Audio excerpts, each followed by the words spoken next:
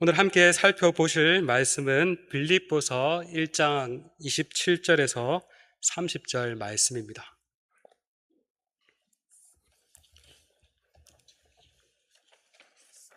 신약성경 빌립보서 1장 27절에서 30절 말씀입니다.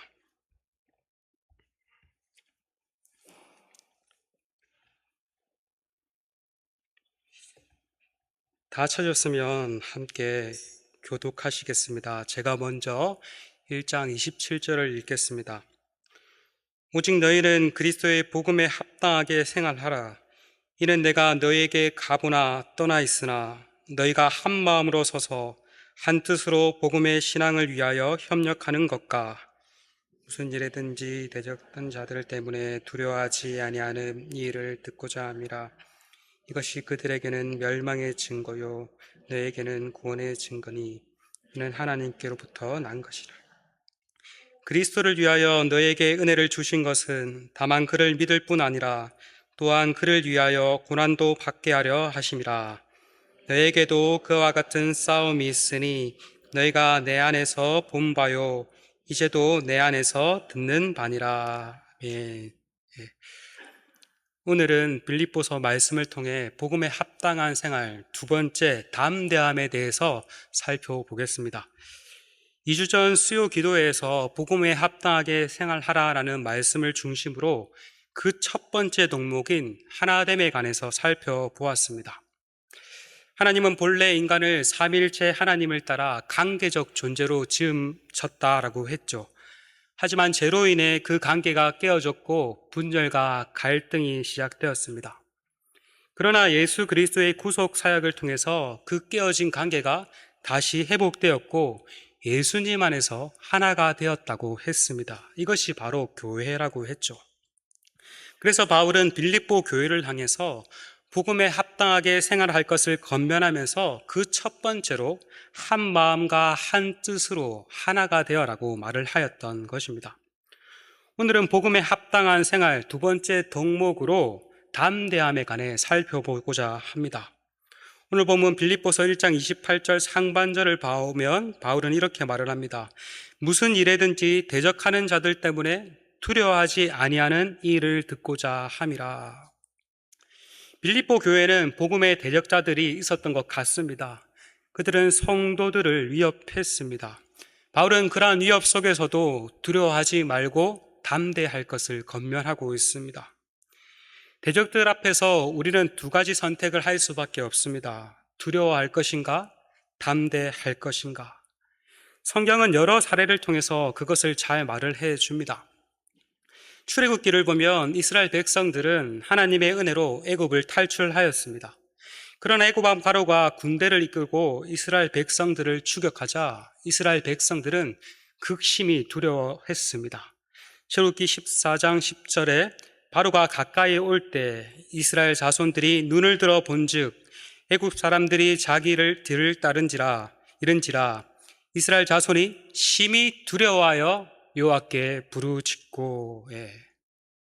인간적으로 바로의 병거를 바라보며 심히 두려워한 것은 이해가 됩니다. 그리고 그 두려움을 가지고 하나님께 부르짖은 것도 잘한 것입니다. 근데 여기까지는 잘했는데 이후에 어떻게 합니까? 두려움에 사로잡힌 이스라엘 백성들은 지도자 모세를 향해 원망을 쏟아냅니다. 하나님을 향해서 직접적으로 원망을 쏟아내는 것은 조금 그러니까 하나님이 세우신 지도자를 향해 원망을 쏟아내었습니다. 왜 애굽에서 우리를 건져내어서 여기서 죽게 만드느냐 하며 원망을 쏟아내었습니다. 모세를 향한 원망은 곧 하나님을 향한 원망이었습니다. 애굽에서 고된 노동으로 말미암아 탄식하며 하나님께 살려달라고 부르짖을 때는 언제고 하나님께서 구원해 주시니 왜 구원하셨냐고 따진 것입니다. 마치 물에 빠진 사람을 살려줬더니 왜 살려냈냐고 고달픈 인생 그냥 죽도록 놔두지 하면서 따진 것이라고 할 수 있습니다. 이에 모세는 이렇게 반응을 합니다. 14장 13절에서 14절입니다. 모세가 백성에게 이르되 너희는 두려워하지 말고 가만히 서서 여호와께서 오늘 너희를 위하여 행하시는 구원을 보라. 너희가 오늘 본 애굽 사람을 영원히 다시 보지 아니하리라. 여호와께서 너희를 위하여 싸우시리니 너희는 가만히 있을지어다. 모세는 두려워하고 있는 백성들을 향해 두려워하지 말라라고 말을 합니다. 왜냐하면 하나님께서 이스라엘을 위하여 싸울 것이기 때문입니다. 똑같은 상황에 처해 있었습니다. 하지만 이스라엘 백성과 모세의 반응은 극명하게 달랐습니다. 이스라엘 백성들은 눈앞에 보이는 현실, 애굽 군대만을 바라보았습니다. 그러나 모세는 믿음의 눈을 들어 함께 하시는 하나님을 바라보았습니다. 함께 하시는 하나님께서 친히 싸워주실 것을 신뢰했습니다. 실제로 하나님께서는 어떻게 일을 하십니까? 홍해를 가르심으로써 하나님의 백성인 이스라엘 백성들을 구원하시고 애국 군대를 홍해 물로 다 덮으셔서 심판하셨습니다. 이렇게 해서 이스라엘은 구원을 얻고 이제 본격적으로 광야 생활이 시작되죠. 그런데 광야에서도 이스라엘 백성들은 하나님의 은혜를 날마다 경험함에도 불구하고 끊임없이 원망하고 불평했습니다. 그것이 정점에 달한 사건이 가데스 바네아에서 일어난 사건이죠. 가데스 바네아에서 하나님의 명령을 따라 이스라엘 각 지파별로 지휘관 한 명씩 총 12명을 가나안 땅의 정탐꾼으로 보내었습니다. 이 12정탐꾼은 40일간 가나안 땅을 두루 다니며 그곳에 사는 주민이 어떠한지, 그 땅이 어떠한지를 조사했습니다. 그런데 40일이 지나고 다시 가데스 바네아에 돌아온 이스라엘 정탐꾼들은 이스라엘 백성들 앞에 나와 보고를 했습니다. 그런데 그 보고가 또 극명하게 두 개의 파로 갈립니다. 여호수아와 갈렙을 제외한 10명의 정탐꾼은 이렇게 보고했죠. 그 땅의 주민은 강하고 그 성읍은 크고 견고하니 우리가 결코 그 땅을 차지할 수 없습니다. 크고 강한 그들에 비하면 우리는 메뚜기에 불과합니다. 이것을 들은 이스라엘 백성들은 극심한 두려움에 빠졌습니다. 그날 울고 불고 난리가 났습니다. 이번에도 모세와 아론을 향해 원망하며 차라리 애굽에서 죽었다면 더 좋았겠다. 한 지도자를 세워서 애굽으로 다시 돌아가자라고 외쳤습니다. 반면 두 정탐꾼 여호수아와 갈렙은 달랐습니다. 그들은 자신의 옷을 찢고 온 이스라엘 향해서 이렇게 말을 하였습니다. 이스라엘 자손의 온 회중에게 말하 이르되 우리가 두루 다니며 정탐한 땅은 심히 아름다운 땅이라. 여호와께서 우리를 기뻐하시면 우리를 그 땅으로 인도하여 들이시고 그 땅을 우리에게 주시리라. 이는 가연 젖과 꿀이 흐르는 땅이니라. 다만 여호와를 거역하지 말라. 또 그 백성을 두려워하지 말라. 그들은 우리의 먹이라. 그들의 보호자는 그들에게서 떠났고 여호와는 우리와 함께 하시느니라. 그들을 두려워하지 말라. 여호수아와 갈렙은 두려움에 떨고 있는 이스라엘 백성들을 향해 뭐라고 말을 합니까? 두려워하지 말라라고. 그것도 9절에 보니까 2번이나 두려워하지 말라라고 말을 하고 있습니다. 사실 12명의 정탐꾼 외에 나머지 이스라엘 백성들은 대적에 관해 듣기만 했지 실제로 눈으로 본 것은 아니었습니다. 그런데도 그들은 마치 눈으로 본 것처럼 크게 두려워했습니다. 싸우기도 전에 스스로 위축되었던 것입니다. 마치 이들의 모습은 철로 역정에서 좁은 길에서 사자를 보고 돌이킨 불신과 겁쟁이의 모습과 같아 보입니다. 사자가 사슬에 묶여 있었지만 불신과 겁쟁이는 사자가 두려워서 돌아갔습니다. 그들은 사자만 보고 덜컥 겁이 나 순례의 여정에서 이탈한 것입니다. 이스라엘은 가나안 땅을 주시겠다고 약속하신 하나님, 그 하나님의 약속의 말씀을 신뢰해야 했습니다. 그러나 그들은 그러하지 못했습니다. 대적들을 더 크게 생각한 나머지 하나님과 하나님의 말씀을 놓쳐버렸습니다. 반면 여호수아와 갈렙은 하나님을 바라보았습니다. 하나님의 그 약속의 말씀을 신뢰했습니다. 대적들이 아무리 크고 강할지라도 우리와 함께 하시는 하나님이 그 약속대로 그 땅을 능히 차지하게 해 주실 것이라고 확신했던 것입니다.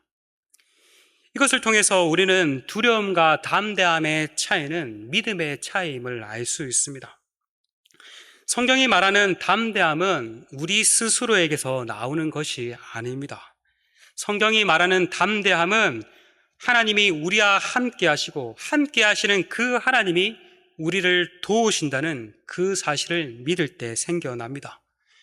그래서 하나님께서 여호수아에게도 강하고 담대하라, 두려워하지 말며 놀라지 말라라고 말씀하신 뒤에 덧붙여 그렇게 할 수 있는 이유를 말씀하시기, 내가 어디로 가든지 너와 함께 하시겠다고 약속하신 것입니다.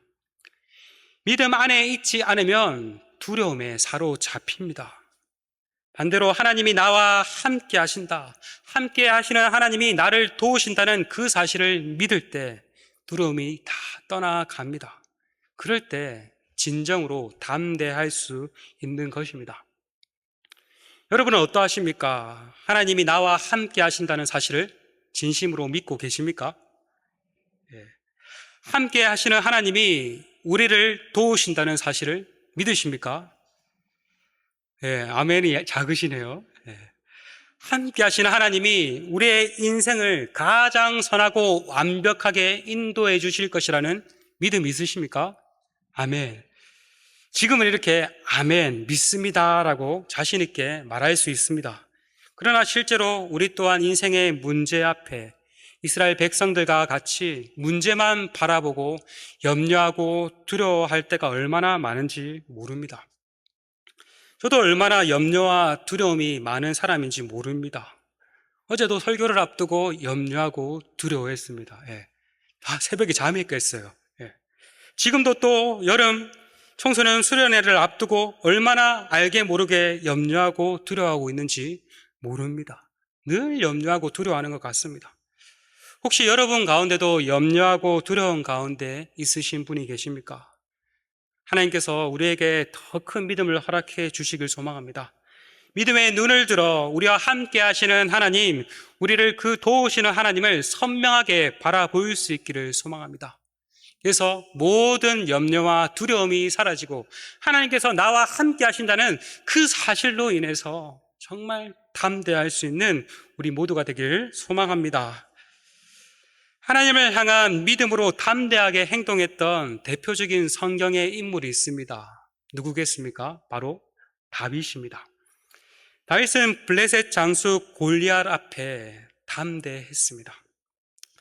블레셋 장수 골리앗 앞에 사울과 온 이스라엘은 매우 두려워했습니다. 그러나 소년 다윗은 달랐습니다. 다윗은 하나님을 신뢰함으로 만군의 하나님 여호와의 이름으로 골리앗 앞에 담대하게 나아갔습니다. 다윗은 이 전쟁은 하나님께 속한 전쟁이요, 이 전쟁의 승리는 하나님께 달려있음을 알았습니다. 골리앗의 무기는 칼과 단창이었지만 자신의 무기는 여호와 하나님이었음을 알았습니다. 다윗은 하나님을 의지하고 나아갔고 마침내 승리했습니다. 다윗 역시 함께 계시는 하나님, 도우시는 하나님을 신뢰하였던 것입니다. 여러분, 사울과 다윗의 결정적인 차이가 무엇인지 아십니까? 그것은 바로 두려움의 대상이 달랐다는 것입니다. 사울의 두려움의 대상은 사람이었지만 다윗의 두려움의 대상은 여호와 하나님이었습니다. 사울은 하나님보다 사람을 더 두려워했습니다. 블레셋과의 전쟁을 앞두고 사무엘 선지자가 더디 오자 백성들이 하나 둘씩 떠나가고 두려워하자 너무 두려운 나머지 사무엘 선지자 대신 제사를 드렸습니다. 아말렉과의 전쟁에서도 아말렉의 모든 것을 다 진멸하라는 하나님의 말씀을 어기고 아말렉 왕 아각과 그의 양과 소의 좋은 것은 진멸하지 않았습니다. 사무엘 선지자가 어찌하여 이 같은 일을 행했냐고 책망하자 그는 변명을 늘어놓았습니다. 특별히 사무엘상 15장 24절에서 이렇게 말을 했습니다. 사울이 사무엘에게 이르되 내가 범죄하였나이다. 내가 여호와의 명령과 당신의 말씀을 어긴 것은 내가 백성을 두려워하여 그들의 말을 청종하였음이니이다. 이 말은 잘못을 백성으로 돌리는 변명이지만 이것을 통해서 사울이 누구를 더 두려워했는지를 알 수 있습니다. 사울은 이스라엘 왕으로서 하나님을 두려워해야 했습니다. 하나님을 두려워함으로 하나님의 말씀에 온전히 순종해야 했습니다. 그러나 그는 그렇지 않았습니다. 오히려 백성들을 두려워함으로 백성들의 말을 듣고 하나님의 말씀에 불순종하였던 것입니다. 반면 다윗은 달랐습니다. 다윗은 하나님을 두려워했습니다. 늘 하나님을 의식하며 살았고 하나님께 묻고 행동했습니다. 그런데 다윗이 하나님께 묻지 않고 행동한 일이 있습니다. 그것은 바로 법궤를 예루살렘으로 옮기는 일이었습니다. 이를 위해 다윗은 이스라엘 지휘관과 온 이스라엘을 불러 모아 그들에게는 물었지만 정작 하나님께는 묻지 않았습니다. 뿐만 아니라 법궤를 옮길 때도 하나님이 정하신 방식이 아닌 수레에 실어 옮겼습니다. 그러자 어떤 일이 일어났습니까? 수레를 이끄는 소들이 날뛰기 시작했고 우사가 언약궤를 붙들자 그 자리에서 죽는 일이 발생했죠. 사무엘하 6장 9절을 보니 다윗이 그날에 여호와를 두려워했다라고 기록하고 있습니다. 이후 다윗은 하나님께 묻지 않고 잘못된 방식으로 법궤를 옮기는 것을 반성하고 하나님의 때 하나님이 제시하시는 방식대로 법궤를 옮겼습니다.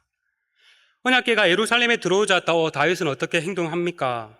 왕으로서 모든 체면을 내려놓고 하나님 앞에서 온 힘을 다해 춤을 추었습니다. 이것은 단순히 다윗이 댄스를 췄다 이 정도 차원이 아닙니다. 하나님 앞에서 자신을 철저하게 낮추고 온 마음과 온 힘을 다해서 하나님을 예배한 것입니다. 여러분, 우리는 두려움의 대상을 잘 설정해야 합니다. 우리의 두려움의 대상은 사람이 아닙니다. 우리의 두려움의 대상은 오직 여호와 하나님이십니다. 그런데 우리의 현실은 어떻습니까? 하나님이 눈에 보이지 않으니 하나님은 덜 두려워합니다. 대신 눈에 보이는 사람을 더 두려워하죠.